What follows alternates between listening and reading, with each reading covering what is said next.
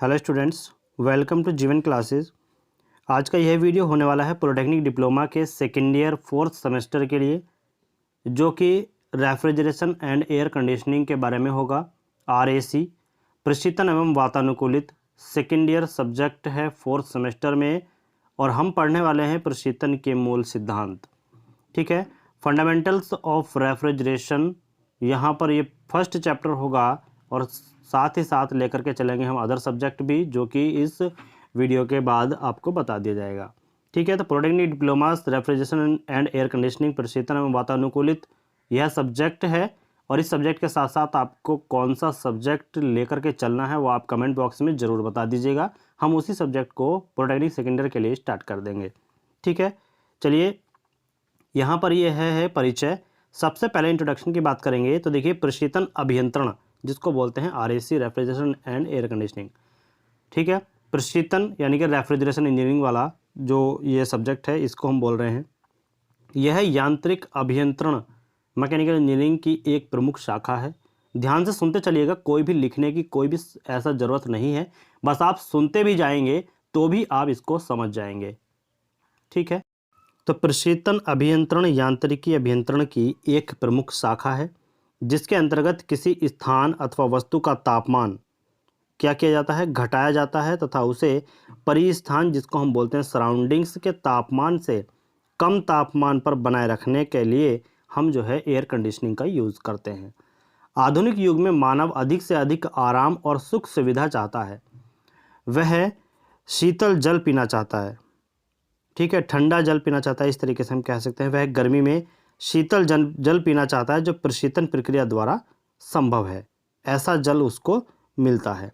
इससे अतिरिक्त जो है विभिन्न प्रकार के जो भी हमारे खाने पीने की चीज़ें हैं, उनको जो है गर्मी में एकदम वातानुकूलित करने के बाद वो खाना पसंद करता है, ठंडा करने के बाद। ठीक है, तो मतलब ये है कि फुल इंजॉयमेंट वह इस आधुनिक युग में करना चाहता है।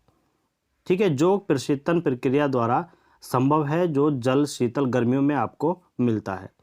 वातानुकूलित भवन में रहना चाहता है, और समर में शीतल वातानुकूलित प्रक्रिया द्वारा यह संभव हो पाता है।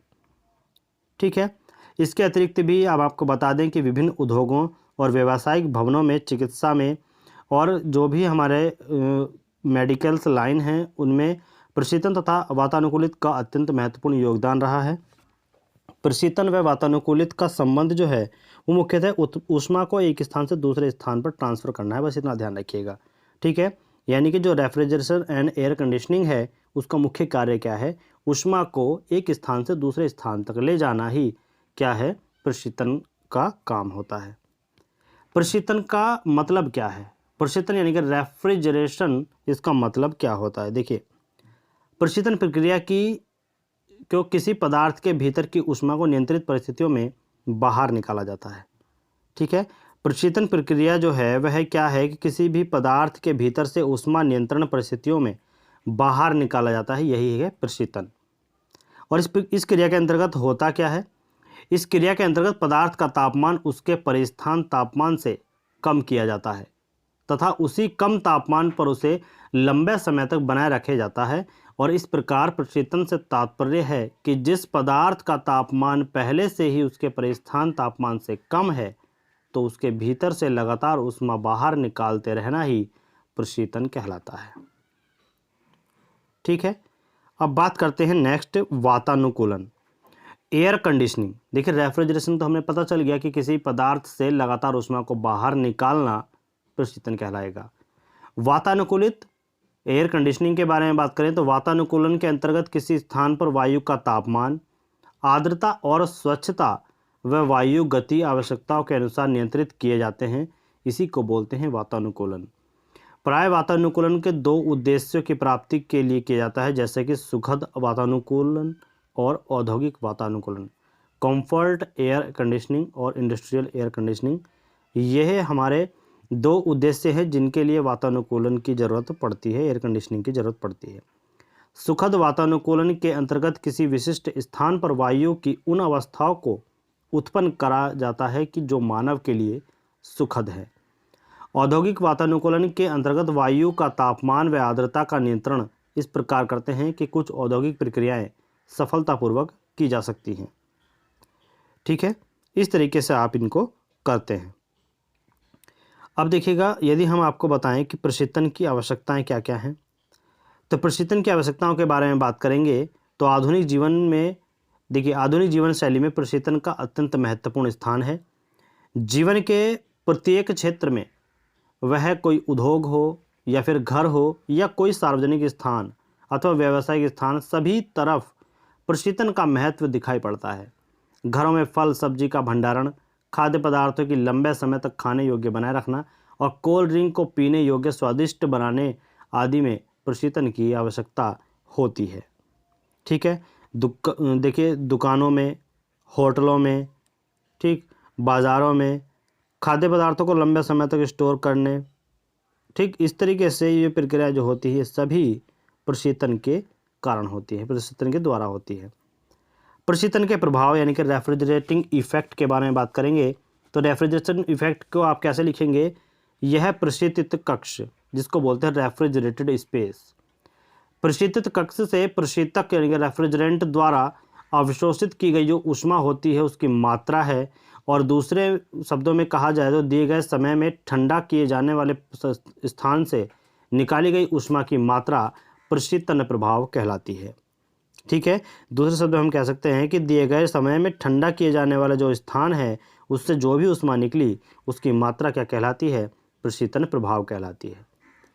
ठीक है, हम जानते हैं कि जब बर्फ़ आइस में पिघलती है तो आसपास की वस्तुओं से यह अपने पिघलने की गुप्त ऊष्मा यानी कि जिसको बोलते हैं लेटेंट हीट के बराबर ही ऊष्मा अवशोषित करती है।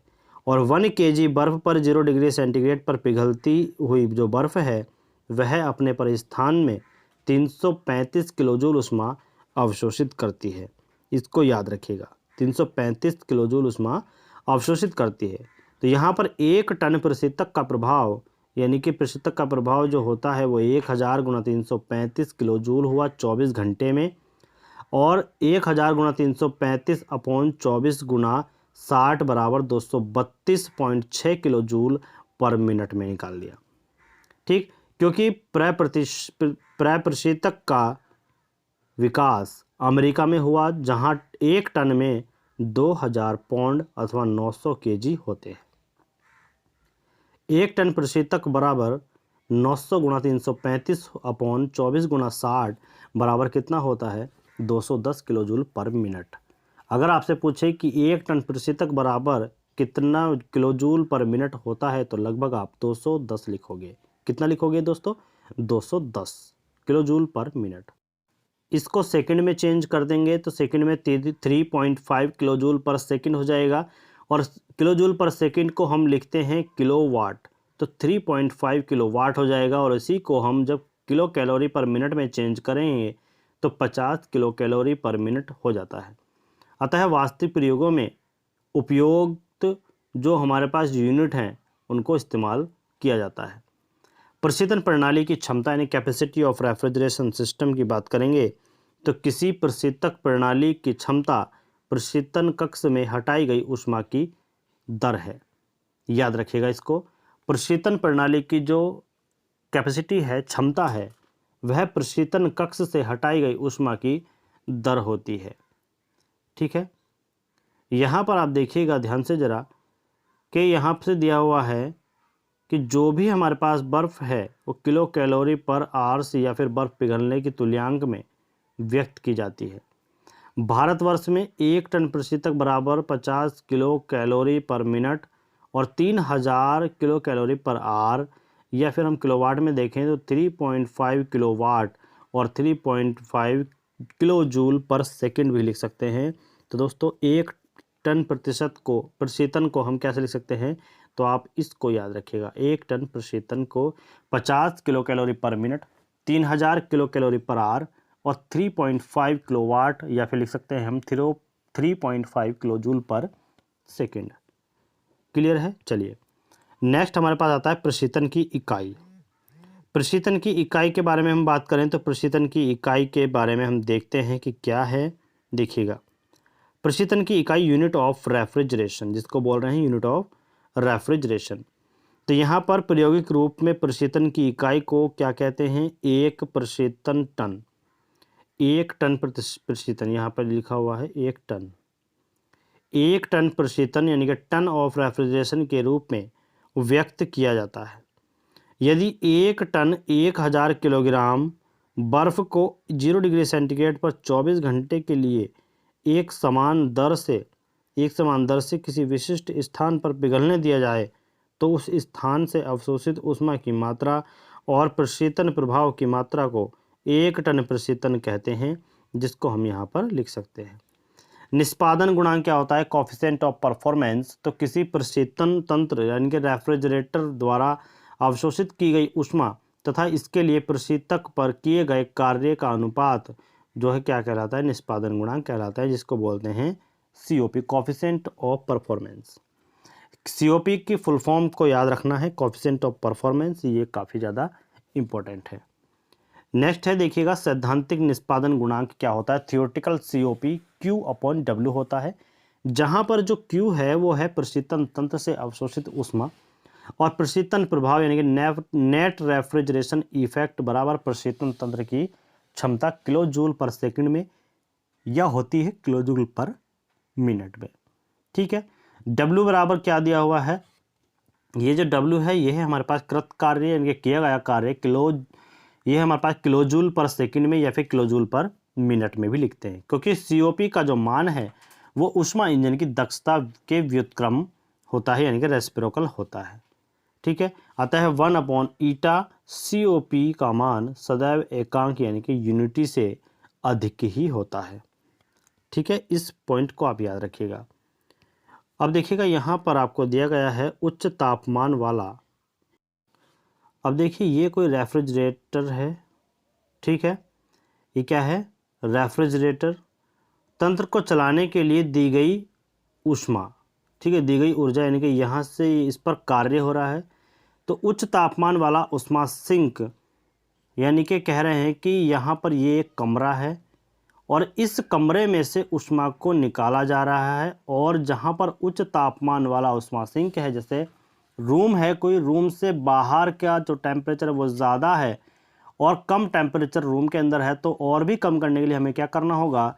इस रूम से हीट को आगे बाहर तापमान में भेजना पड़ेगा। यानी कि हम कह सकते हैं कि निम्न तापमान से उच्च तापमान की ओर ऊष्मा का प्रवाह होता है। कहाँ पर? रेफ्रिजरेशन में। यदि किसी तंत्र का प्रयोग के आधार पर वास्तविक निष्पादन यानी कि एक्चुअल COP ज्ञात किया जाए तथा उस प्रशीतन प्रणाली के आदर्श चक्र यानी कि आइडियल साइकिल से सैद्धांतिक रूप से निष्पादन गुणांक यानी कि थियोरेटिकल COP ज्ञात किया जाए तो वास्तविक तथा सैद्धांतिक निष्पादन गुणांकों के अनुपात को आपेक्षित निष्पादन गुणांक यानी कि रिलेटिव COP कहते हैं। तो वास्तविक निष्पादन गुणांक एक्चुअल COP बराबर अपेक्षित निष्पादन गुणांक रिलेटिव COP, और सैद्धांतिक निष्पादन गुणांक जो है यानी कि थियोरेटिकल COP वो होता क्या है? थियोरेटिकल COP की बात करें तो थियोरेटिकल COP वास्तविक निष्पादन यहाँ पर है अपेक्षित निष्पादन अपॉन सैद्धांतिक निष्पादन गुणांक, यानी कि सैद्धांतिक को बोलते हैं थियोरेटिकल।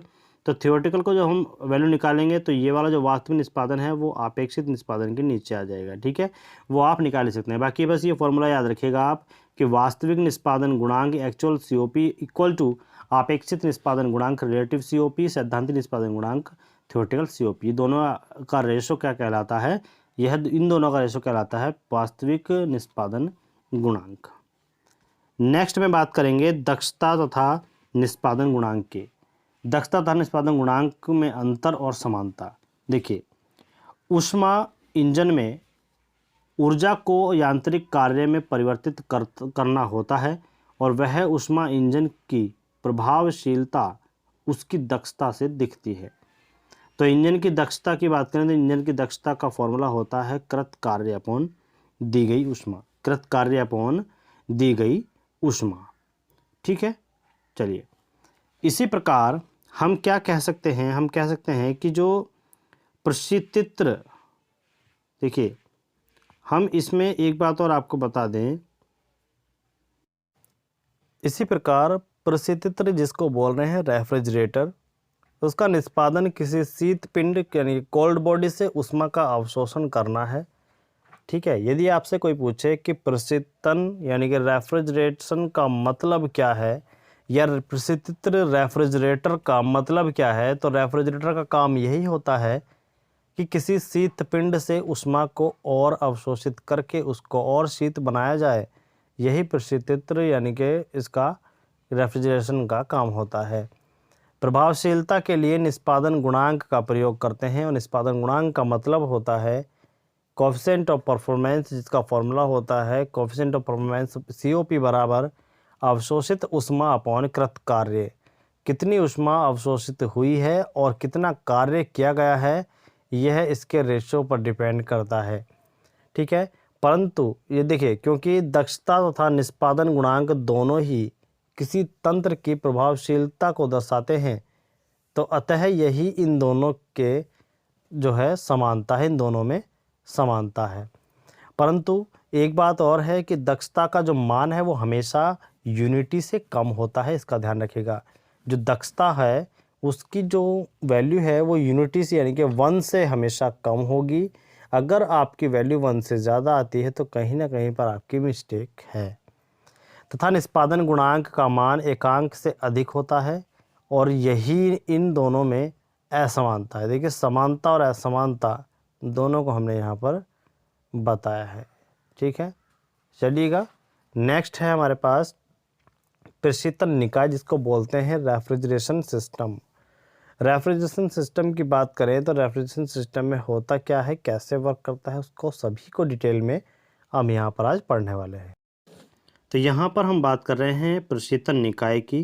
देखिए, प्रशीतन निकाय होता क्या है इसके बारे में बात करेंगे। प्रशीतन निकाय याद रखिएगा, रेफ्रिजरेशन सिस्टम। तो इसका परिचय के बारे में सबसे पहले हम देखेंगे। तो वायु प्रशीतन निकाय जो है वो पुराने से शीतलन करने की एक विधि है। देखिए, पुराने से शीतलन नहीं है, यह पुराने समय से है। ठीक है, तो वायु प्रशीतन निकाय पुराने समय से शीतलन करने की एक विधि है जो अब तक चली आ रही है। वायु बहुत आसानी से उपलब्ध, सस्ती व सुरक्षा की दृष्टि से भी उचित होने का इसका उपयोग प्रशीतन मशीनों में पुराने समय से किया गया है। इसमें निम्नलिखित मुख्य दोष पाए गए हैं। कौन से? देखिए, निम्नलिखित कौन कौन से मुख्य दोष हैं, लेकिन पुराने समय से जब इसका यूज़ हो रहा है, लेकिन अभी तक भी इसका प्रयोग बड़ी आसानी से लोग करते हैं। तो फर्स्ट इसका दोष है, इसका गुणांक जो है, निष्पादन गुणांक जिसको बोल रहे हैं COP, वो बहुत ही कम होता है। और कितना होता है वो 0.75 लगभग होता है। इसमें ये आने वाले जो भी हमारे प्रयोग में आने वाले उपकरण हैं, ठीक है, इसमें प्रयोग में जो आने वाले उपकरण हैं वे अधिक स्थान घेरने वाले होते हैं, यानी कि बल्कि होते हैं। ठीक, परिचालन लागत यानी कि ऑपरेटिंग कॉस्ट भी बहुत अधिक होती है। ठीक है, बस इसके यही दोष हैं, वरना इसी से पूरे जो आधुनिक युग है वो बहुत ही ज़्यादा इफ़ेक्टिव है, इस्तेमाल हो रहा है। देखिए, कुछ समय पश्चात इनका उपयोग बंद कर दिया गया, परंतु गैस टरबाइन व रोटरी संपीडक का विकास होने से वायु प्रशीतक का महत्व पुनः बढ़ गया। आजकल जो है इसका उपयोग वायुयान प्रशीतन के लिए किया जा रहा है, और वायुयान में उच्च दाब पर वायु उपलब्ध हो जाती है तथा इसमें उपकरण अधिक स्थान घेरने वाले नहीं होते। तो प्रशीतक यानी कि रेफ्रिजरेंट का एक मुख्य गुण यह है कि पूरे प्रशीतन चक्र में गैसीय अवस्था में ही रहता है। यह पूरे प्रशीतन चक्र में गैसीय अवस्था में ही रहता है। ठीक है, इसका एक गुण भी है, बाकी जो ये मुख्य दोष बताए गए हैं ये इसके दोष हैं। देखिए, अब बात करते हैं, जो हम इसमें बात कर रहे थे कि वायु प्रशीतक, तो इसमें जो वायु प्रशीतक के रूप में प्रयोग किया जाता है वह निम्न तापमान वाले स्थान से ऊष्मा लेकर, देखिए ध्यान से सुनिएगा, निम्न तापमान वाले स्थान से ऊष्मा को लिया जाता है और उच्च तापमान वाले स्थान को विसर्जित करते हैं, यानी कि डिस्चार्ज कर देते हैं। तो वायु की आवश्यकता क्रिया चक्र में नहीं बदलती, अतः यहाँ केवल ज्ञेय ऊष्मा परिवर्तन होते हैं। अर्थात हम बात करें कि यह एक प्रकार का ज्ञेय ऊष्मा पंप है, और वायु प्रदिशक जो है वो चक्र दो प्रकार के होते हैं। वायु प्रशीतन के चक्र दो प्रकार के होते हैं। कौन कौन से? खुला चक्र और बंद चक्र, जिसको बोलते हैं ओपन साइकिल और क्लोज साइकिल।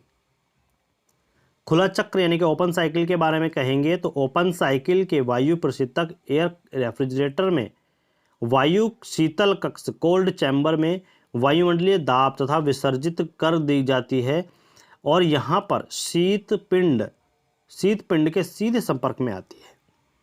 ठीक है, कहने का मतलब ये है कि अगर खुले चक्र की हम बात कर रहे हैं तो खुले चक्र का मतलब ये हो जाता है कि खुले चक्र के वायु प्रशीतक में वायु शीतल कक्ष में वायुमंडलीय दाब पर विसर्जित कर दी जाती है और जहाँ पर शीत पिंड के सीधे संपर्क में जो आती है। बंद चक्र की बात करें तो देखिए क्लोज साइकिल, इसमें वायु चक्र समाप्त होने पर वायुमंडल में विसर्जित कर दी जाती है। इसमें वायु चक्र समाप्त होने पर वायुमंडल में विसर्जित कर जाती है और इसमें वायु एक कोयल से होकर प्रभावित होती है, यानी कि जो इसका प्रवाह होता है वो एक कोयल से होकर के इसका प्रवाह कराया जाता है और शीतल कक्ष में इस कोयल में वायु का दाब वायुमंडल के दाब से अधिक होगा, जो हम इसमें कार्य करके कर देते हैं। ठीक, तो वायु प्रशीतत्र या जिसको बोलते हैं एयर रेफ्रिजरेटर प्राय प्रतिवर्तित कार्नोट चक्र, रिवर्स्ड कार्नोट साइकिल या फिर प्रतिवर्तित जूल चक्र, रिवर्स जूल साइकिल जिसे बेल कोलमैन साइकिल या फिर ब्रेटन साइकिल भी कहते हैं, तो यह उस पर आधारित होता है। यानी कि हम कहेंगे कि वायु प्रशीतित एयर रेफ्रिजरेटर किस पर आधारित होता है, तो यह रिवर्स जूल साइकिल या बेल कोलमैन या फिर ब्रेटन साइकिल, ठीक है, ये दूसरा हम बोल सकते हैं रिवर्स कार्नोट साइकिल पर आधारित होते हैं। ठीक है, बात करते हैं प्रतिवर्तित कार्नोट प्रशीतन चक्र की। रिवर्स कार्नोट प्रशीतन चक्र रेफ्रिजरेशन साइकिल, तो इसमें फर्स्ट की बात करेंगे तो ऊष्मा इंजन के लिए कार्नोट चक्र, कार्नोट नहीं है ये कार्नोट है, कार्नोट चक्र में ऊष्मा उच्च तापमान से कम तापमान को जाती है। कहने का मतलब ये है कि ऊष्मा इंजन के लिए कार्नोट चक्र में ऊष्मा उच्च तापमान से कम तापमान को जाती है। ठीक, तथा ऊष्मा का क्षय यानी कि ऊष्मा का जो क्षय होता है वह कार्य के रूप में उत्पन्न होता है, हमें मिलता है। प्रशीतन में रिवर्स कार्नोट साइकिल के प्रयोग में लाया गया है। ठीक है, जैसा कि यदि हम कहें कि निम्न तापमान से उच्च तापमान की ओर ऊष्मा का प्रवाह करें तो इसे करने के लिए बाह्य कार्य का जो है आवश्यकता पड़ेगी और यह सैद्धांतिक रूप से परिवर्तित कार्नोट चक्र रिवर्स कार्नोट साइकिल द्वारा किया जा सकता है। यह एक आदर्श चक्र यानी कि आइडियल चक्र है और प्रयोगात्मक रूप में प्रैक्टिकली संभव नहीं है। ठीक है, तो आप फिगर देख सकते हैं। ठीक है, यहाँ पे देखिएगा, जब हम यहाँ पर हैं बिंदु ए से प्रारंभ करते हुए माना बिंदु 1 पर सिलेंडर के अंतर स्थान में वायु भरी है। यहाँ पर आप देख सकते हैं सिलेंडर दिखाया गया है। ठीक है, यानी कि इस स्थान 1 पर वायु भरी गई है। ठीक, तो अब क्या है, देखिए वायु का 1 to सम एंट्रोपी प्रसार यानी कि आइसेंट्रोपिक प्रोसेस 1 and 2, यहाँ 1 और 2 आइसेंट्रोपिक प्रोसेस होता है, याद रखिएगा 1 and 2 आइसेंट्रोपिक प्रोसेस दिखाया गया हुआ है। अब तापमान T1 से घटकर T2 रह जाता है, जैसे यहाँ पर ये नीचे आया तो तापमान T1 से घटकर के T2 हो जाता है। अब पिस्टन स्ट्रोक के अंतर्गत में शीतल पिंड को सीधे संपर्क में लाया जाता है और जैसे ही दिखाया गया चित्र में कि ऊष्मा शीत पिंड में वायु को प्रदान की गई जो ऊर्जा है ऊष्मा है, क्योंकि वायु का तापमान स्थिर रहना है, हमें वायु का तापमान जो है वह हमें स्थिर रखना है। ठीक है, सुनते रहिएगा। और स्थिर रखने के बाद इसका आयतन आगे बढ़ने के साथ साथ इसका दाब भी गिरने लगता है और इस प्रकार प्रक्रम 2 से 3 का समतापीय प्रसार यानी कि आइसोलेटेड एक्सपेंशन है जिसमें स्थिर तापमान पर ऊष्मा निकाली जाती है। यहाँ पर है स्थिर तापमान, ठीक है, यहाँ पर ऊष्मा निकाली जा रही है। और बिंदु 3 पर शीत पिंड, बिंदु जो 3 है, ध्यान से देखिएगा, बिंदु जो 3 हम कह सकते हैं कि प्रक्रम 2-3, ठीक है। तो इसका आयतन आगे बढ़ने के साथ साथ जो है दाब गिर जाता है, ठीक है, समझ में आई बात। अब तापमान T1 से गिरकर T2 तो हो गया था। अब पिस्टन स्ट्रोक के अंत में शीत पिंड के सीधे संपर्क में लाया जाता है और जैसे ही हमने जैसा फिगर में दिखाया गया है, तो ऊष्मा शीत पिंड से वायु को प्रदान की जाती है क्योंकि वायु का तापमान स्थिर रहना है, ठीक है। तो बिंदु 3 पर शीत पिंड, बिंदु 3 ये रहा, शीत पिंड को हटा दिया जाता है और आयतन घट जाने पर यह प्रक्रम बाह्य कार्य की सहायता लेता है, ठीक है। वे इस प्रकार तापमान T1 तक पहुंचाता है। प्रक्रम 4 समतापीय, प्रक्रम 4 समतापीय साइकिल जो है यह कार्नोट साइकिल को दर्शाता है, ठीक है। तो इन फिगर को आप देख लीजिएगा, ये जो आपके सामने हैं इन दोनों फिगर को आप सही तरीके से देख करके जाइएगा, ठीक है। चलिए नेक्स्ट है, ये फिगर आपके दिए गए हैं सिलेंडर और पिस्टन। ये एक शीत पिंड है जो T2 प्लस डेल्टा T है। अब इसको हम जो है आगे की ओर धकेल रहे हैं इधर की साइड, ठीक है। तो इससे हमें यह पता चलता है कि P1 V1 व T1 बिंदु क्रमशः दाब, आयतन व परमताप हैं और P2 V2 और T2 बिंदु 3 पर क्रमशः दाब, आयतन पर परमतापमान है। स्मॉल r प्रसार अनुपात, रेशो ऑफ एक्सपेंशन जिसको बोल रहे हैं, r प्रसार अनुपात, वो 2-3 के लिए और r जो है इस संपीड़न अनुपात वह 4-1 के लिए है। तो ये दोनों अनुपात बराबर होने चाहिए तथा वक्र बंद नहीं होगा, ठीक है, अथवा वक्र बंद नहीं होगा, वरना वक्र बंद करना है तो ये दोनों अनुपात बराबर होने चाहिए। शीत पिंड, कोल बॉडी जिसे बोलते हैं, उससे निकाली गई ऊष्मा बराबर P2 V2 log R। ऐसे ही गर्म पिंड की निष्कासित ऊष्मा heat rejected P1 V1 dot ना, यहाँ पर है, आप बोल सकते हैं कि अवशोषित ऊष्मा हीट एब्स्ट्रैक्टेड W बराबर P1 dot V1 log R minus P2 V2 log R, ठीक है, P1 V1 log R minus P2 V2 log R। Clear है? इस तरीके से आप इनको देखेंगे। तो यहाँ पर हम देख रहे हैं कि निष्पादन गुणांक आगे जो बताया गया है, ये निष्पादन गुणांक COP जिसको बोलते हैं कोएफिशिएंट ऑफ परफॉर्मेंस, वह होता है N/W और N की वैल्यू क्या है हमारे पास, P2 V2 log R और W की वैल्यू क्या है, P1 V1 log R minus P2 V2 log R। तो log R से कॉमन लिया जब हमने तो क्या बचा, P2 V2 upon P1 V1 R1, P1 V1 खाली P1 V1 है और यहाँ पर माइनस में P2 V2 है। अब देखिए PV इक्वल टू MRT होता है, तो M कांस्टेंट 1 हमने माना, तो PV इक्वल टू RT, ये RT हो गया, ठीक है। तो यहाँ पर PV इक्वल टू RT जब है तो RT1 हो जाएगा, यहाँ पर RT2 हो जाएगा। तो प्रशीतन का निष्पादन सिद्धांत COP ऑफ रेफ्रिजरेटर क्या होगा, T2 upon T1 minus T2। इस तरीके से हम इसको लिख सकते हैं। टेम्परेचर के रूप में निष्पादन गुणांक का फॉर्मूला यह होता है T2 upon T1 plus T2, ठीक है।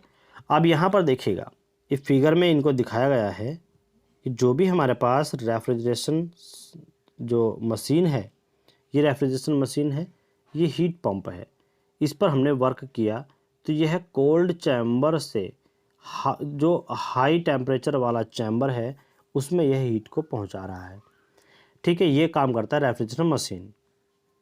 हीट पंप की बात करें तो हीट पंप क्या काम करता है, हीट पंप पर जब हम उसको वर्क करेंगे तो close chamber at high temperature, वह हाई टेम्परेचर से सराउंडिंग में उसको टेम्परेचर को लो कर देता है। तो यह काम करता है हीट पंप। और जो ठंडे वातावरण से गर्म वातावरण में ऊष्मा को स्थानांतरित करेगा वह करेगा रेफ्रिजरेशन मशीन। क्लियर है? चलिएगा, परिवर्तित कार्नोट चक्र यानी कि रिवर्स्ड कार्नोट साइकिल ऊष्मा पंप हीट पंप के लिए भी प्रयोग में लाया जा सकता है। इसमें प्रशीतन पिंड में ऊष्मा निकालने की बजाय हम गर्म पिंड यानी कि हॉट बॉडी को ऊष्मा निकारण यानी कि रिजेक्टेड से अधिक ऊष्मा निकालोगे तो अधिक से अधिक ऊष्मा गर्म पिंड से रिजेक्ट होकर कहाँ पर ऊष्मा पंप का निष्पाटन गुणांक है ये, निष्पाटन गुणांक, ठीक है। तो निष्पाटन गुणांक COP जो कि निम्नलिखित सूत्र से निकाला जा सकता है। कौन से? यहाँ पर आइएगा, देखिए निष्पादन गुणांक जो होता है पंप का वह क्या होगा? निष्पादन गुणांक देखिए, चलिए हम देखते हैं। निष्पादन गुणांक COP ऑफ हीट पंप, तो यहाँ पर आपको दिखाया गया है कि ऊष्मा निष्कासित, हीट रिजेक्टेड या फिर हम बोलते हैं डिलीवर्ड, और अपॉन में कृत कार्य, यही है हमारे पास निष्पादन गुणांक। तो ये क्या हो जाएगा? ऊष्मा निष्कासित क्या है? P1V log R अपॉन कृत कार्य हो जाएगा P1V1 log R minus P2V2 log R equal to RT1 upon RT1 minus R2। तो ऊष्मा पंप का निष्पादन गुणांक क्या होगा? COP ऑफ परफॉर्मेंस जो हीट पंप का है T1 upon T1 minus T2, T1 upon T1 minus T2। तो COP of heat pump, COP of refrigerator और COP ऑफ रेफ्रिजरेटर इसका फॉर्मूला। तो COP ऑफ पंप जो हीट पंप है equal to होता है COP ऑफ रेफ्रिजरेटर के, और यह फॉर्मूला होता है T1 upon T1 minus T2, ठीक है, और माइनस के T2 upon T1 minus T2। तो जब हम इसको सॉल्व करेंगे तो क्या आएगा? T1 minus T2 upon T1 minus T2। तो जब हमने इसको कैंसिल आउट किया तो हमारे पास क्या बचेगा? 1 बचेगा, जो हम COP of heat pump minus COP of refrigeration जब हम करेंगे तो आपको 1 संख्या मिलेगी। तो ऊष्मा पंप का COP परिस्थितित्र के COP से इकाई अधिक होता है, और यदि दोनों समान ताप परिसर के कार्य कर रहे हों तो यहाँ पर ऊष्मा इंजन इक्वल टू COP, जो ऊष्मा इंजन की COP है वह कृत कार्य अपॉन दी गई ऊष्मा के बराबर होता है। कौन सा होता है? कृत कार्य अपॉन दी गई ऊष्मा। तो उसका जो फॉर्मूला होता है वो होता है ऊष्मा इंजन का COP इक्वल टू कृत कार्य अपॉन दी गई ऊष्मा T2 minus T1 upon T1, ठीक है, जिसमें कि T1 जो है वह T2 से बड़ा होगा और इसकी दक्षता में जो है 1 से कम होगी, ठीक। नेक्स्ट आपके पास है प्रतिवर्तित कार्नोट चक्र प्रशीतन। प्रतिवर्तित कार्नोट चक्र प्रशीतन यह हम करेंगे नेक्स्ट वीडियो में, और नेक्स्ट वीडियो में आपको न्यूमेरिकल सहित जो है हम आपको यहाँ पर ये टॉपिक कंप्लीट करा देंगे। और कल जो नेक्स्ट वीडियो आएगी है आपकी, वह है आपकी नेक्स्ट जो टॉपिक है उसके बारे में, और इस यूनिट से रिलेटेड जो भी न्यूमेरिकल्स बनते हैं उनके बारे में हम यहाँ पर बात करेंगे। Thank you, thanks for watching.